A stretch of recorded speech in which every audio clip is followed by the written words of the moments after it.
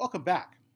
At this point, we want to talk about types of consumer buyer behavior and consumer involvement. Consumers have three levels of involvement in most of their purchases.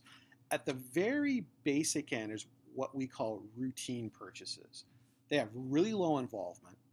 The time involved is quite short. Okay, this is when you go into a grocery store or you buy something at Menards or at Home Depot where you don't spend a lot of time because you've bought it a lot in the past. Okay, so very low involvement, very short time frame.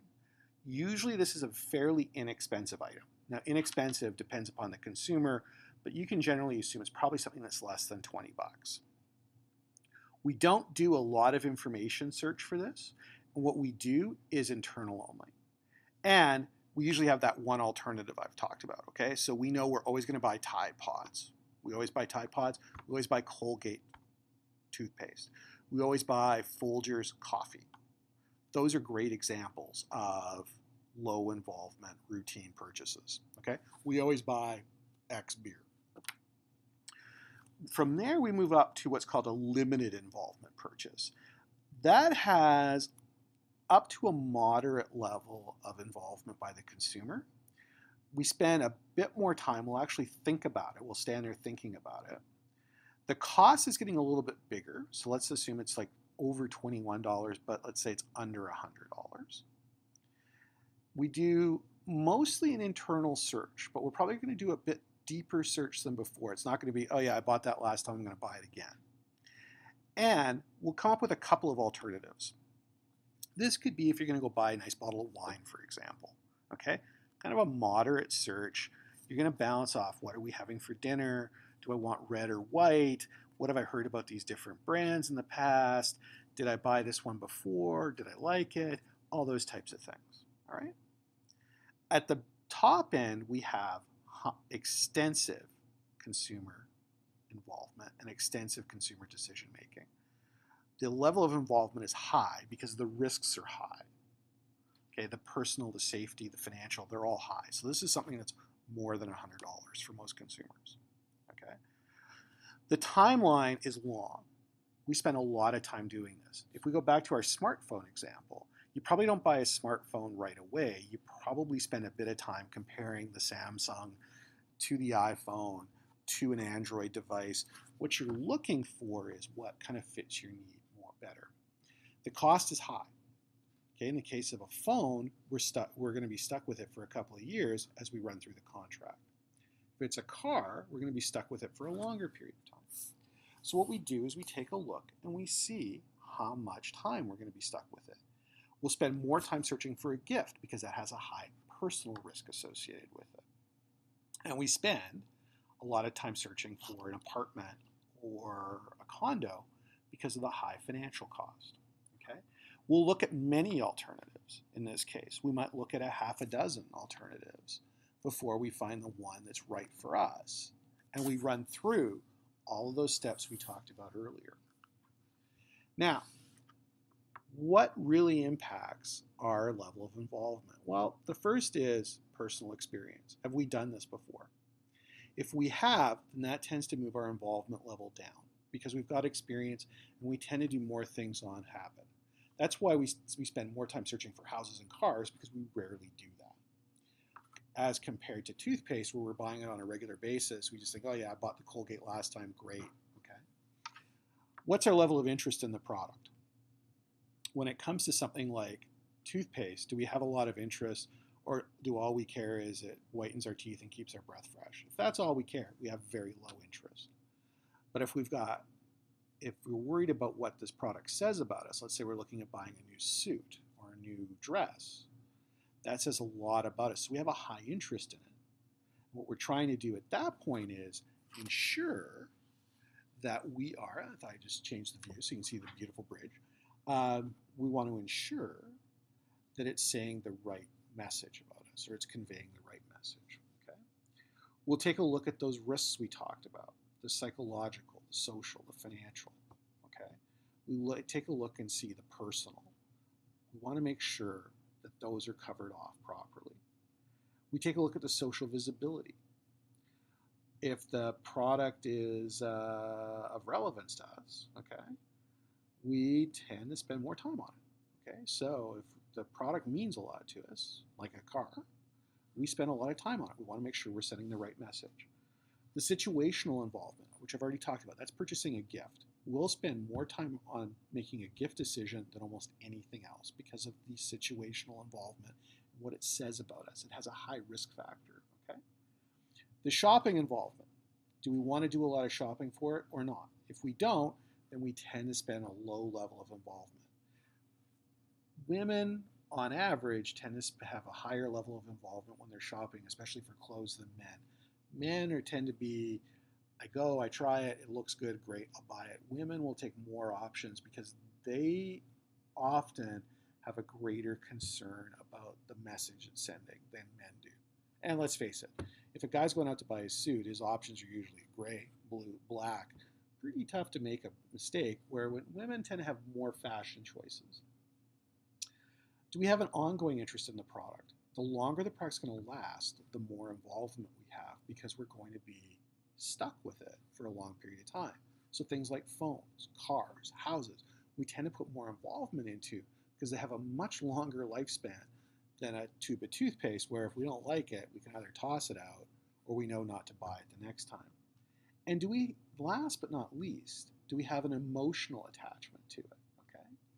So the more emotionally attached we are, the more involved we are when it comes to making a decision.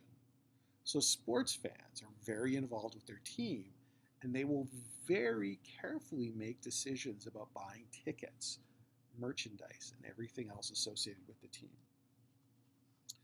So what are the marketing implications of this? Well, if we've got a high involvement purchase, we need to spend a lot of time on promotion that is extensive and very informative. So if you think about when you see let's go with cars.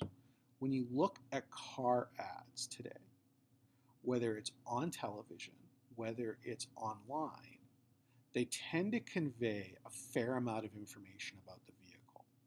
Now on TV, you're really limited, so they'll pick a topic area and they'll go deeply into it.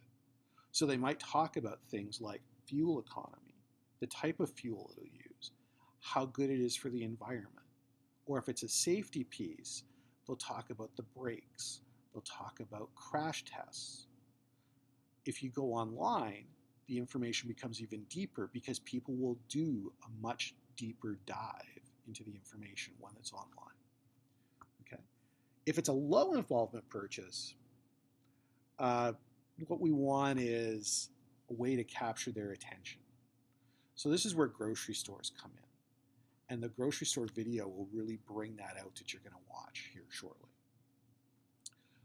As a marketer, we want to put a lot of emphasis into the in-store display. We need something that gets the person's attention and gets them to put their hand on their wallet, or better yet, pull another couple of dollars out of it because they're already spending money. That's why when you go to a grocery store, about 2/3 of your purchases are impulse-based. It's not because you aren't a good shopper. It's just because the marketers know how to get your attention. Hand-printed signs, end cap displays, fancy point of purchase, anything they can think of that captures your attention so that you're likely to pick up the product. What we want to do is create something like limited availability as well, or the perception there's limited availability if we want somebody to buy a low involvement purchase. The way we do that is we create these towers of product. Let's say you've got a tower of Pepsi products on the floor. That tells consumers, hey, there's a limited supply. You should buy it now while you can, because once you buy it, it's gone. What the retailer doesn't tell you is they've got an entire truck in the back loaded with the stuff. So as soon as you take it, they replenish it. But the next consumer, again, thinks it's a limited availability. So what we try and do is, with low involvement, we want to make sure we're capturing them right at the point of purchase, right when they're making their decision. In the last video, I talked about the decision-making process. And we talked about internal versus external. Well, let's take a better look at that. When consumers are making a decision, they're influenced by the culture they come from. Okay, the culture and the values associated with it. So they'll take a look at, would my culture approve of me purchasing this? Okay, if you're from an Indian background, an East Indian background, you probably don't want to purchase a beef product because your culture, well, if you're Hindu and come from India, you probably don't want to purchase a beef product because that runs counter to your value system and your culture. Now you may, but I'm just saying, if you're paying attention, deep attention to the culture, you're probably not going to buy that product. You'll buy a chicken product, or you'll buy a mutton product or something else instead. It can also depend upon the subculture you belong to. In one of the earlier chapters, we talked about Harley Davidson. Harley Davidson really plays on the subculture we have in the US, where people want to rebel. They want to feel like they're rebelling against society, that they're one of the last cowboys out on the open range, or that they're exploring new territory. Well, that's a subculture. And we'll bring out the subculture to attract that type of consumer. Harley does a very good job on that type of subculture. Jeep does a very good job with the subculture of people who like to be outdoors a lot. So they have wilderness or trail edition vehicles to tell you that that's what they're doing. Okay. Then you take a look at the social class. We all belong to one social class or another. Well, different social classes have different needs and perceptions for products. So as we're trying to position a product, we make sure it hits the social class that it goes along with. So if you're looking for somebody who's in a very upper income, upper socioeconomic, higher socioeconomic, you probably want to have richer looking products, more extensive packaging. The coloring is going to be different to convey that it's an upper level product. As compared to an inexpensive product geared towards lower socioeconomics, they tend to have brighter colors, bolder print, so they stick out more. Expensive products, more subtle. Inexpensive products, bolder. Both of those are geared towards the type of consumer you're going after. We then have social factors, things like reference groups. Who do we identify with? And we always have a variety of different reference groups. We have some groups we don't want to be seen as part of. Those are called avoidance groups. So if you don't like country and western music, you probably don't want to dress like a country and western star. But you have an aspiration group. An aspiration group is somebody you want to be part of. So what you may do is you may buy clothing that would appeal to that group. You may drive a vehicle that appeals to that group. You may go to restaurants that appeal to that aspirational group you're looking for. But you purchase products that you think that aspirational group would want. Now today we also have opinion leaders. So people like Kim Kardashian, and actually all the Kardashian sisters, are very big in opinion leaders, as are music stars like Rihanna or Nicki Minaj. They drive a lot of opinion through all the followers they have on social media. And they've been known to sway purchase decisions because people want to be like them. They're an aspiration group, but they also follow their advice because they're an opinion leader. And last but not least, we take account of our family. A lot of our purchase decisions are driven by our family experience. What did we do as a kid? That's been imprinted into us. And we'll tend to make the same kind of purchase decisions. Or would my mom or my father approve of me buying this particular product? We then have individual factors to account for. Gender is the first one. Men and women buy things differently. One of my other courses is retail. And I always tell people, in my opinion, the perfect store design for men, it's shaped like a donut, so it's no more than 30 feet deep. It has an entrance every 10 feet so that guys can park in front of the door they most want to go into. They run in, they buy it, and they get out again. Okay? Men don't spend a lot of time shopping. Women, on the other hand, tend to spend more time shopping. So they want more choice. They want to be able to go from store to compare things. They tend to spend more time. So you have in in the selection process, and they run through all those ideas we talked about, like the evoke set. So that's a gender difference. Okay, that's one difference we know about. It could also be your age. You guys are all in your 20s right now, and you're students. So you're probably not spending a lot. So when we look at products, they're probably going to be much more utilitarian, and probably going to be much more at the lower end of the price point. But as you come out of school, you're going to go into your big buying years. And once you get married and start to have kids, you really start to spend money. You're buying a house, so you're going to buy appliances, you're going to buy furniture, you're going to buy baby furniture, you're going to buy car seats, you're going to buy kids' clothing, you're going to buy work clothing. So all of that impacts your decisions you're making as a consumer. So age and family life cycle. And I've said repeatedly that most marketers think when you hit 65, you're dead. Well, you are, because by the time you hit 65, you probably don't have any kids at home. You're not spending a lot because you really don't have needs for things. You don't need to buy work clothes for the most part. So you become a different consumer. And what you look for, again, tends to be much more utilitarian. It's much like being a student again, if you want a good analogy. And then it comes down to your personality. What kind of personality are you? That's going to influence what kind of products you buy. If you're really outgoing, you're probably going to have products that reflect that personality. If you're kind of an introvert, you're probably going to stick with darker colors, for example, in your clothing, because they don't stand out so much. But extroverts, they tend to go for more of the wild colors. Okay, wild being relative. Okay, what's your self-concept? Are you satisfied with yourself?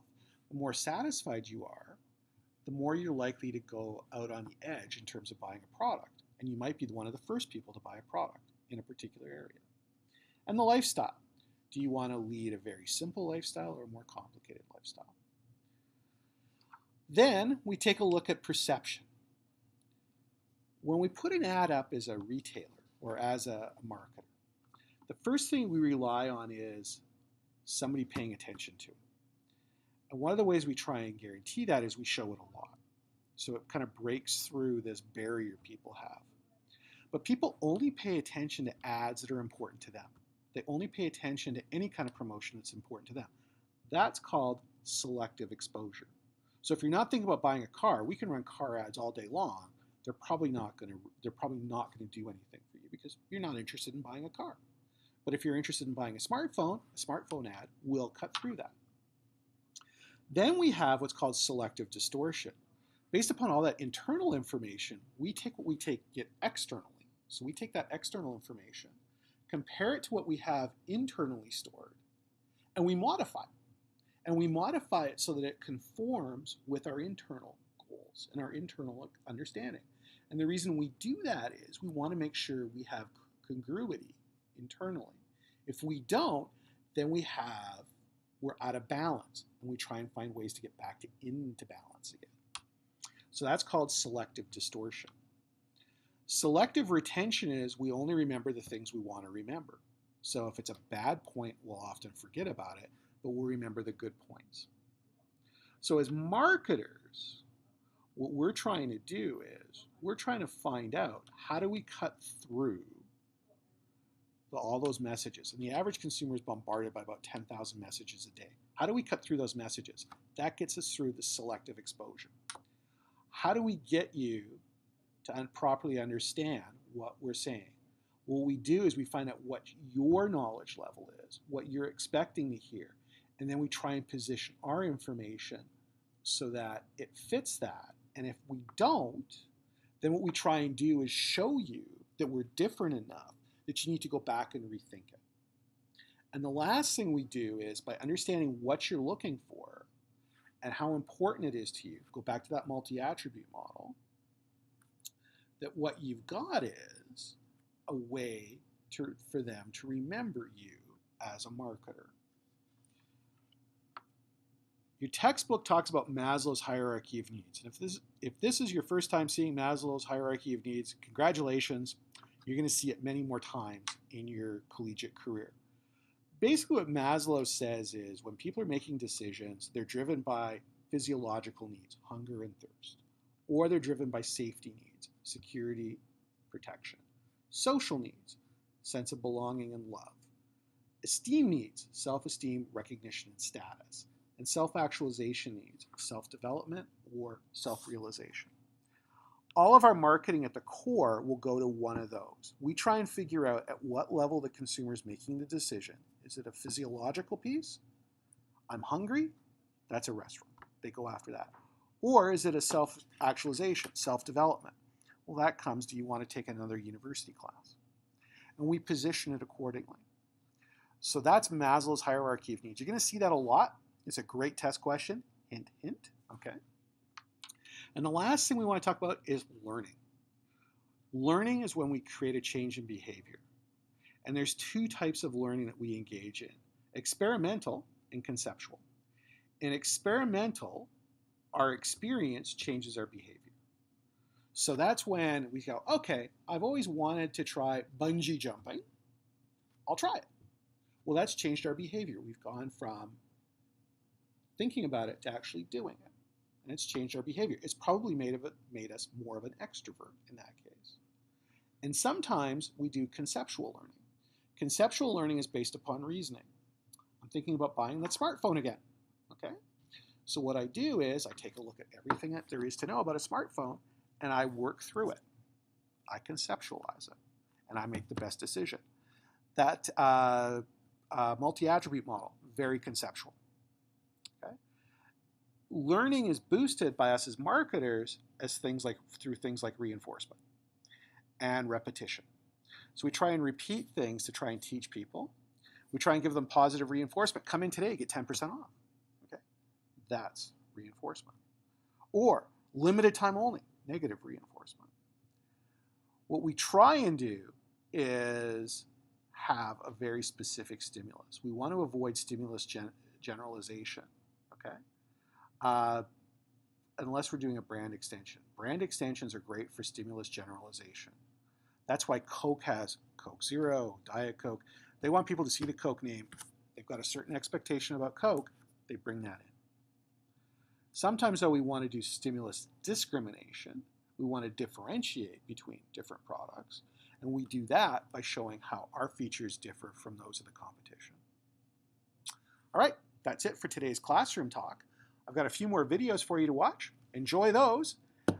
Don't forget to go on the discussion thread and talk about what we did today with your classmates, and be ready for tomorrow's test. Again, 4 questions, sorry. You know there's not going to be one on chapter 1, so it's going to be 2, 3, 4, 5. We'll see you tomorrow. Thanks. Bye for now.